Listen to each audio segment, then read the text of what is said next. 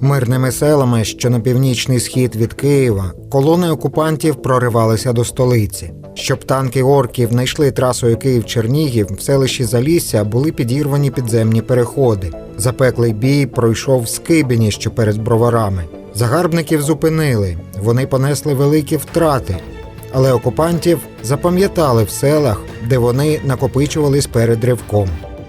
Як з'явилися 8 березня до нас, в общем, поставили тут танки з тої сторони 3, ось тут 1, 4, на ту сторону, в общем, 5 танків кругом дома окружили нас. Відкривали будинки, зламували двері, витягували консервацію з погребів, горілку шукали.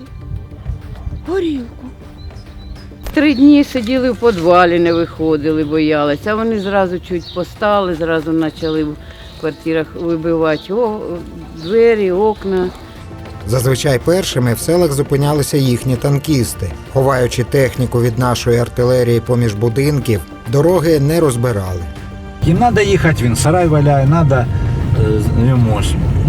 паркан переїхати, вивалити ворота, питань немає. Ну, ці танкісти, вони постояли недовго, кому хотілося, перевіряли мобілки. А вже ті, що приїхали після їх на БТРах, ті вже, так сказати, більш щільно шманали, шукали, просто там допитувалися. Ну, опять же, ті самі мобілки. Зараз з доріг прибирають пошкоджену техніку, а на деяких блокпостах вже немає потреби чергувати. Позаду мене міст між селищем Заворичі і Мокрець.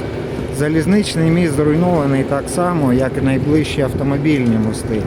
Це зробили наші військові, щоб ускладнити просування ворожих колон нашою землею. Мости відновлюють, незабаром пустять електричку. Села оживають.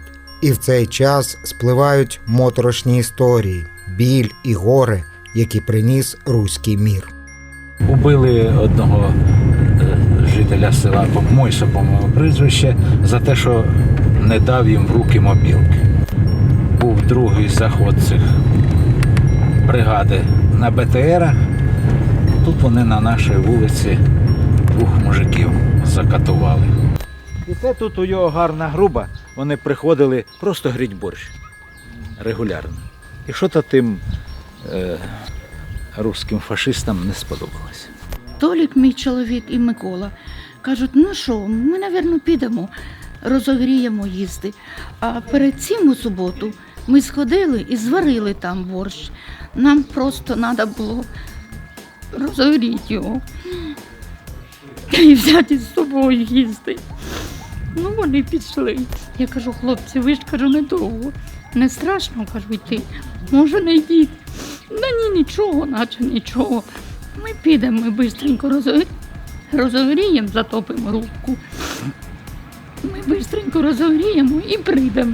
От у цьому підвалі знайшли тіла 2 закатованих місцевих мешканців. Літні люди, їхні односельчани не можуть зрозуміти, чим вони не вгодили окупантам.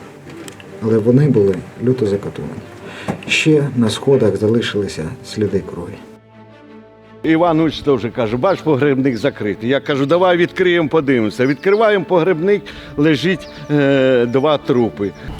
Один Микола на правому боку, а Толік лежав так, типа, головою вниз.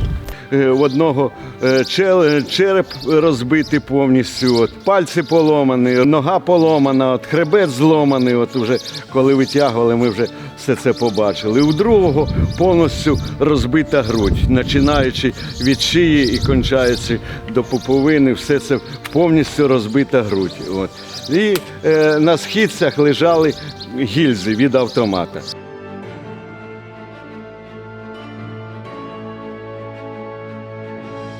Ума не приложу, 2 старика пішли по їжу. Ми варили там, ума не приложу. За що так можна зробити з ними? За що? Подвір'я, де вбили Михайла Липчака та Анатолія Собчака на краю села. Окупанти знали, що їхні звірства ніхто не побачить і не почує. Вони закатували 2 стариків просто тому, що могли це зробити.